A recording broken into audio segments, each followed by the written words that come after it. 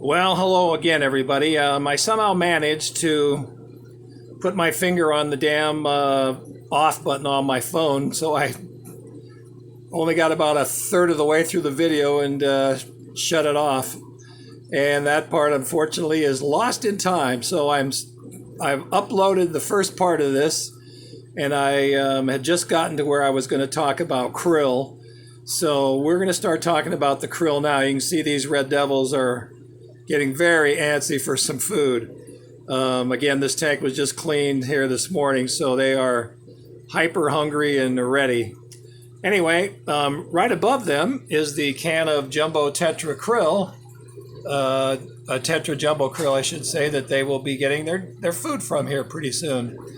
This is freeze-dried jumbo shrimp, and I feed this to all of my Central American cichlids that I have for years. In my opinion, it's the best possible food you can feed your fish.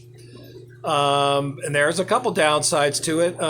Again, Ray Cooper had asked me to talk about this a little bit today, so that's what I'm going to do.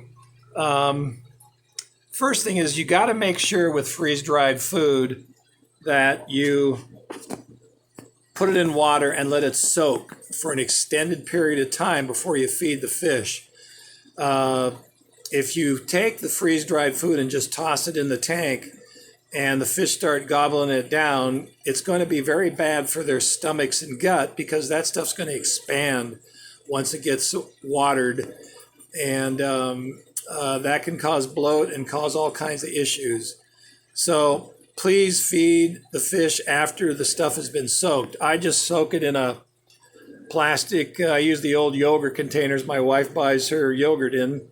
I save those, and then I, take the krill in the morning, throw it in one of those containers and fill it full of water, and then just go about my business I usually let it sit there for, anywhere from 5 to 20 minutes. The longer, the better, frankly. And then I feed the fish. You can break it up for little fish, or you can feed it whole for the big guys. Again, these are whole krill, jumbo krill, and one of the best parts of the jumbo krill is the fish have their shells, and that shell is really good roughage and fiber for these cichlids, and it helps promote good digestion. Of course, the fish themselves, or the krill themselves, are fantastic food for giving fish great colors, especially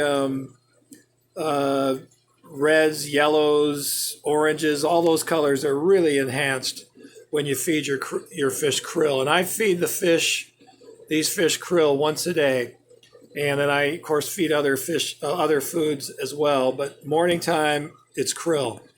So I think that's about all I can say about the krill. The only downside to it is, I guess, is the fish love it so much, people have a tendency to overfeed it. And I would recommend that you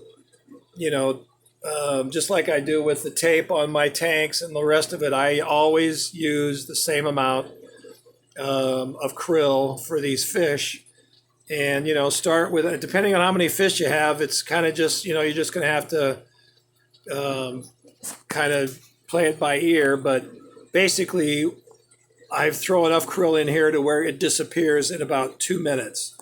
And that's it. And I do the same thing with all my tanks.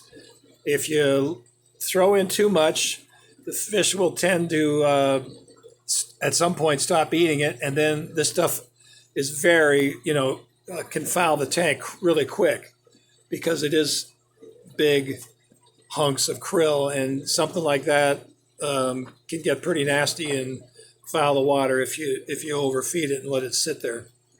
So I guess that's another downside. Anyway, moving on, we've shown these two tanks. Over here, we've got the green terrors and convicts. This thing's really been overrun by convicts. I really should have gotten rid of some of these. I have a real trouble getting rid of fish, especially now with the virus and everything closed. It's kind of hard to do much with these things. But so this tank is overstocked with convicts, both the normal colors and the kind of pinkish orange ones that I've had lots of spawnings of. And then, of course, there are the Stahlsberg green terrors in here. There's the old Papa male who's responsible for most of my fry. And then, of course, coming by is a Rio Mag female umbi, which is getting too big for this tank, but I keep her in here hoping that she will eat some of the convict fry because there are just so many of these convicts. And she does a pretty good job of that. You can see she's a very attractive fish.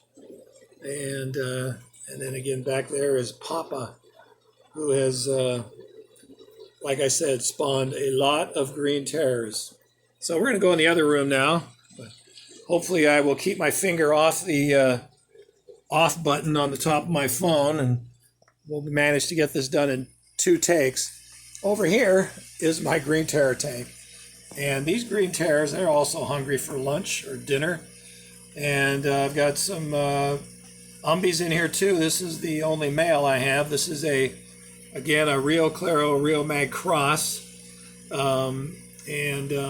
Over there, you might see over here, there is a female tending eggs back by that one clay pot.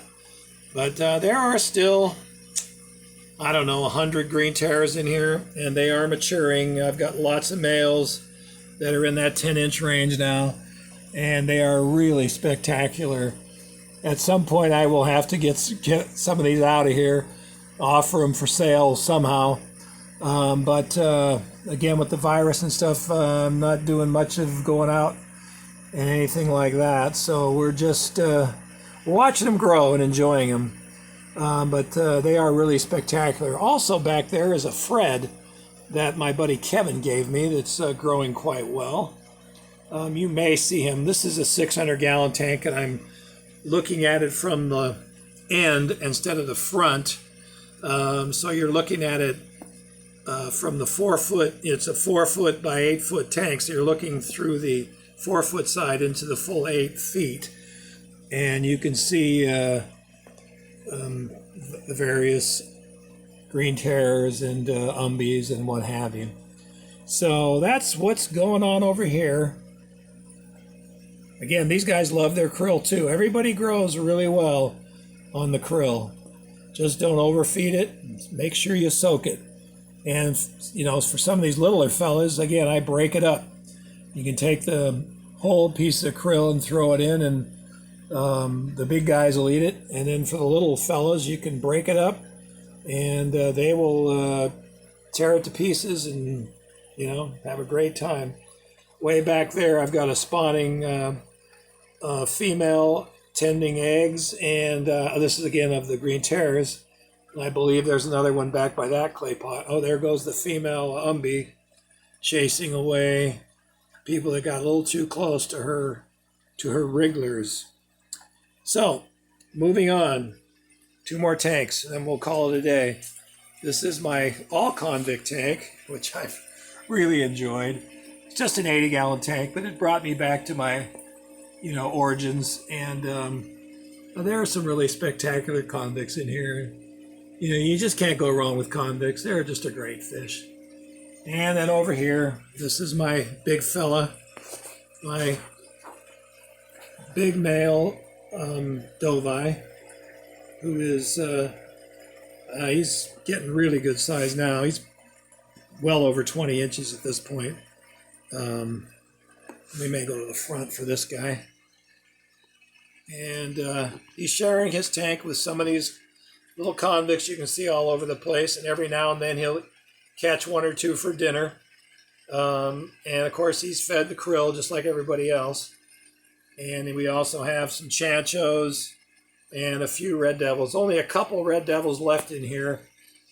These were my original red devils, and they are all in that 12 to 20-year-old range, and little by little they've been dying off. There's one, I don't know where the other one is right now, but there's a couple of them. There's, again, the same one we just saw. And the other one's probably hiding out in one of these big clay pots. And again, here is my big, massive Dovii. He's just chased this chancho out of the corner here. Kind of hard to film right here because I got another little tank right next to it. It's a fry tank. I don't have anything in it right now, but if I was going to raise green terrors or umbies or something, it's like a 40-gallon tank that I would use for that sort of thing.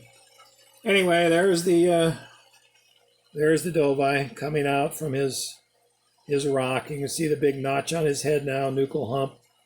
And he's getting to be, he's got to be pretty catching up to his daddy, who was the largest Dovii I ever had. And this guy's pushing it. So anyway, I guess that's it for now, guys.